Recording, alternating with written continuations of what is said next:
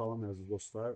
Bugün biz Yokogawa Electrical Corporation şirkətinin Yokogawa DCS sistemləri haqqında ikinci dərsimizi keçəcəyik.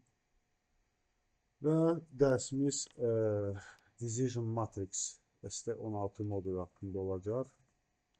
Qərar matriksi Azərbaycan dil tərcüməsi. Və dərsə başlamaq üçün biz yenə də Casco Asfalt'ın təqdim etdiyi virtual server qurmalıyıq.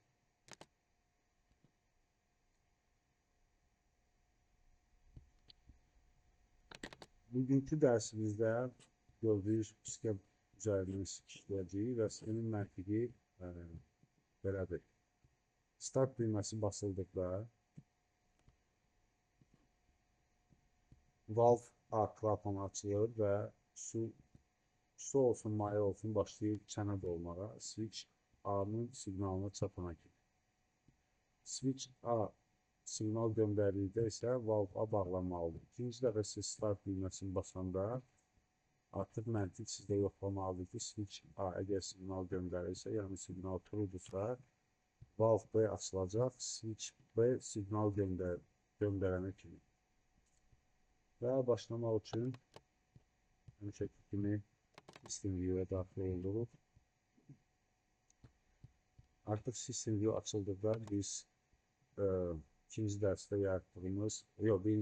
yaratdığımız proyektə gedirik və burada deməli UOM mod və digital giriş modunu seçirik.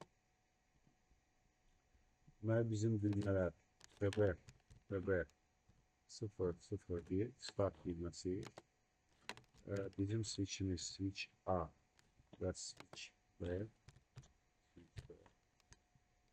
Bunu yazandan sonra save edib yoxlayırıq ki, kompilyasiya normal geçsin və heç bir error yaxud da görünüm çıxmasın. Tamam, bunu bağlayırıq və keçirik digital output moduluna. Outputlarda bizdə mövcud valve A, bir də valve B, VLV A və VLV B. Bunu da əlavə edəndən sonra yenidən save-i basırıq və gördüyük kompilyasiya geçsin. Tamam, error yoxdur, vernik yoxdur. Bu modulu bağlayırıq.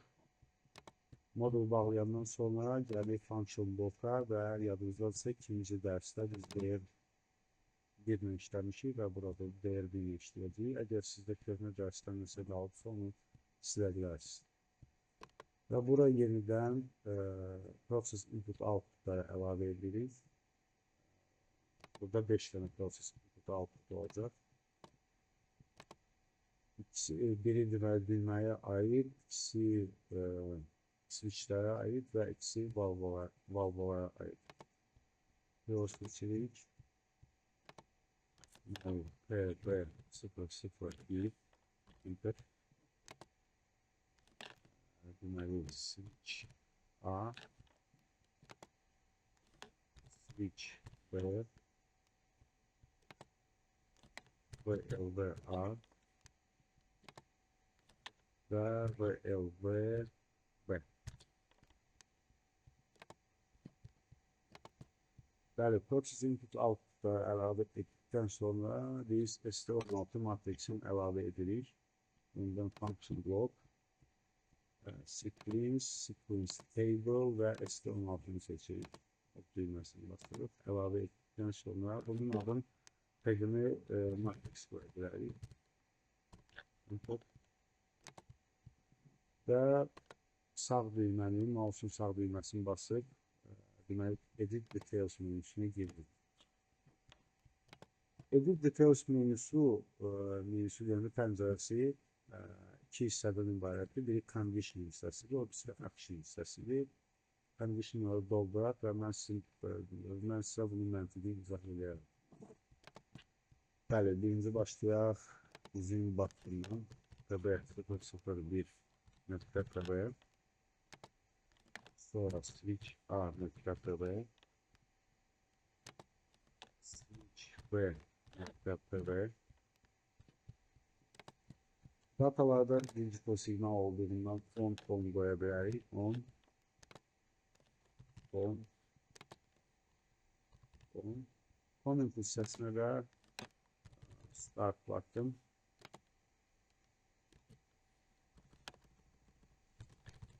Start baxdım.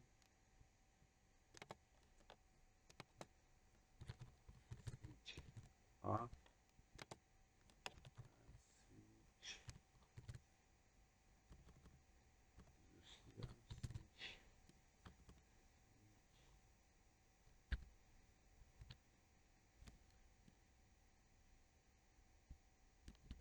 Switch B.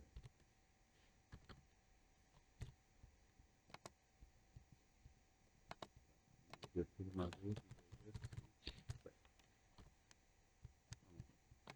Bəli, ondan sonra keçirik bir aktiv siqnal hissəsinə. Bizə nə lazımdır? Start button aktiv olanda yes. Yəni birini basırsınız. Deməli, switch A-nın not aktiv olması lazımdır. Düyməsini basırıq.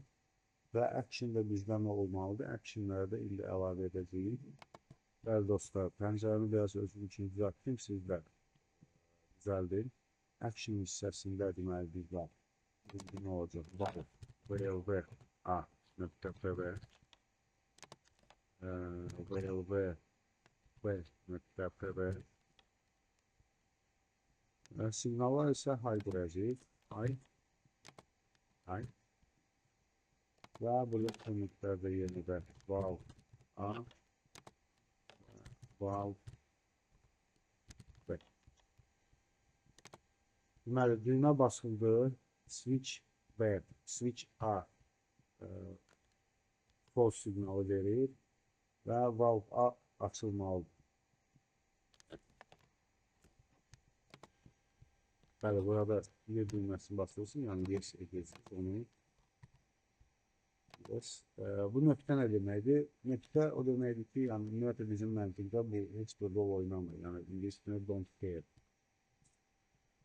Deməli, burada da yenidən yes basırıq və buradan non basırıq. Deməli, əsas şərt bizdə knopkanın basılmasıdır və switchin, bu birinci addımda təbii ki, və switch A-nın false siqnalı göndərməsidir, yəni sıfır siqnalı göndərməsidir və eyni vaxtda əgər switch A yes siqnalı göndərsə, yəni true göndərirsə, valve A açılmayacaq. Dostlar, yadımdan çıxmamış, burada A düyməsini basırıq. Tamam. Bu birinci şərtin hər iki, bu birinci şərtin yox, bu birinci loopun iki şərti yerinə getməlidir.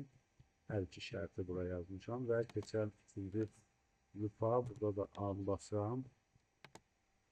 Və ikincidə bizdən nə olacaq? Təzədən yes, əgər switch A bu siqnalı göndərirsə,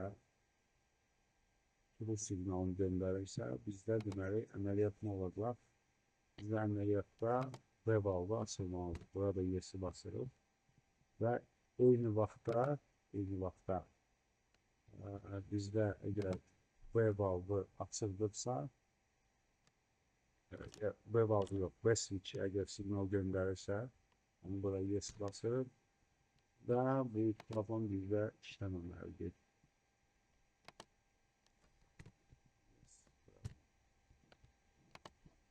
Bu table'ları doldurduqdan sonra save düyməsini basırıq. Yadınızdan çıxmasın. Bir hissə C hissəsi olan bu conditionlardır. Bunlar da actionlardır. File yəni bağlaya bilərsiniz. Bağlayanda update edilir. Yes-i basırıq.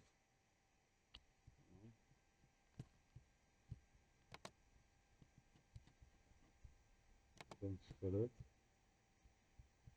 Buradan da çıxa bilərik.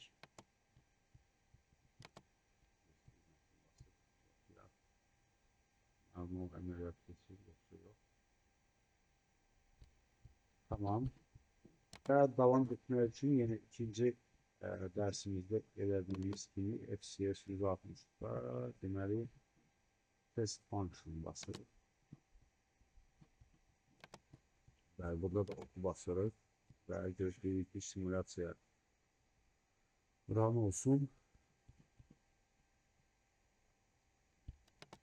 Bəli dostlar, artıq bizdə Workbench açılandan sonra biz yenidən overview sizdə açılanda bu hissədə olacaq. View'dan keçək planta, plantdan da yenidən FCS'in değer 0.1'ini seçerik.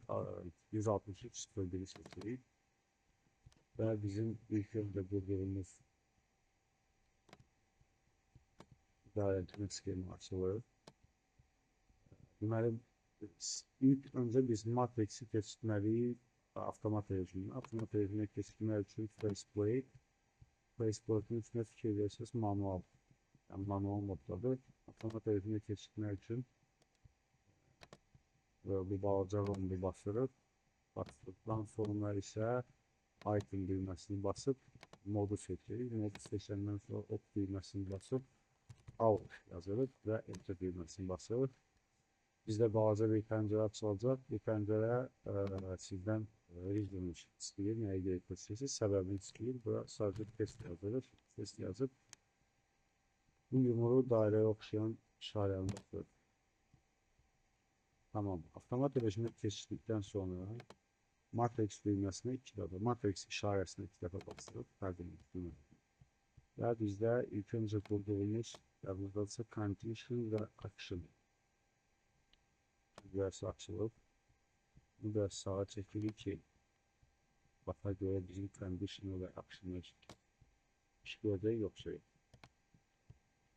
Tamam. Belə bəyək.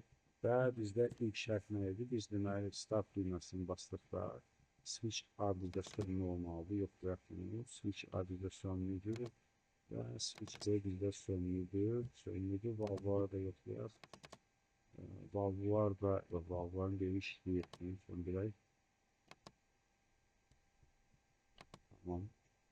Valvlarını da yoxlayaq. Valvları sönmüdür. Valvlarını yoxlayaq. Valvları da sönmüdür. İlk öncə PB1'i basırıq. PB1 düyməsini, defakın düyməsine basırıq. Tamam. Burada da gördünüz. Kırmızı oldu. Və bizdə şərtdə hal-hazırda valve A ona keçməlidir. Yoxlayaq. Bəli, onu keçdik. İndi biz nə edirik? İndi switch button söndürürük, PB1'i söndürürük, ok düyməsini basırıq. Söndür və switch A-nı 10 vəziyyətini keçirdik. Keçirdikdən sonra yenidən birinci start düyməsini basırıq. Basdıqdan sonra bizə şərtdə nə baş verməlidir? Valve B açılmalıdır. Valve A-nı yoxlayaq, sönmüdür, bəli. Valve B-ni yoxlayaq, Valve B başladı işləməyə. Düzdür ki, bu məntiqimiz işlədir. Çox sağ olun dostlar. Növbəti dərslərdə görüşənə qədər. Təşəkkür ederim.